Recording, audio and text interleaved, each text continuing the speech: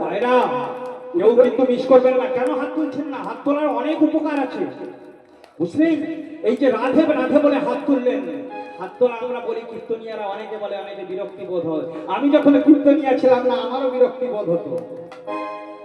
পয়সা দিয়ে ডেকে এনেছি, আমরা খালি খালি হাত তুলবো কেন? মাগো, হাত তুললে কি হয়? তার সাক্ষাৎ প্রমাণ কি গো? দ্রৌপদী। কি বাবা, ঠিক বলেছি মা, ঠিক বলেছি? যখন তিনি তার আত্মীয় স্বজনের উপরে নির্ভর করেছিল লজ্জা নিবারণের জন্য, দেখলেন কেউ আগে এগিয়ে আসেনি। যখন তিনি কি করলেন, তার স্বামীরা, পঞ্চস্বামী, তাদের দিকে আহ্বান করলেন, তখনও কেউ আসেনি। তখন নিজেকে এক হস্ত লজ্জা নিবারণ করে যখন ভগবানকে ডাকলেন, ভগবান তবুও আসেনি।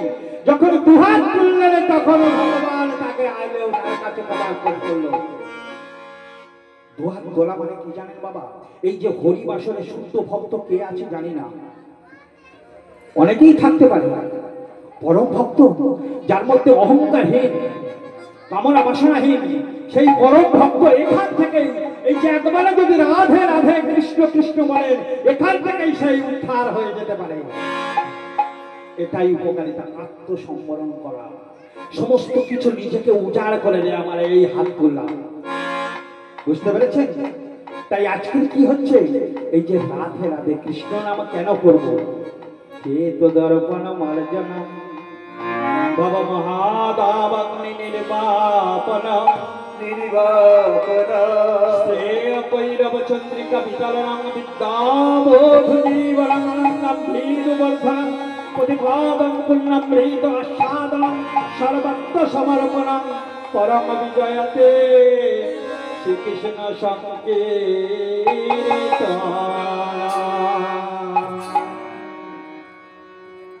এই ৬-৭টা উপকার হয় হরিনাম করলে।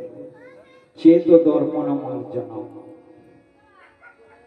চেত দর্পণ মার্জনম, আমাদের চিত্তের আয়নাটা পরিষ্কার হয়, কারণ পাপে তো ভর্তি, তাই না? হরিনাম করলে কি হবে? ওটা পরিষ্কার হবে। আর সংসারের দাবানল থেকে উদ্ধার পাওয়া যায়। দেখবেন বাবা, সংসারের মধ্যে যে বাড়িতে প্রচুর অশান্তি হয়, দিন রাত্রি কেচাকেচি লেগেই আছে, যাই তাই কারণে,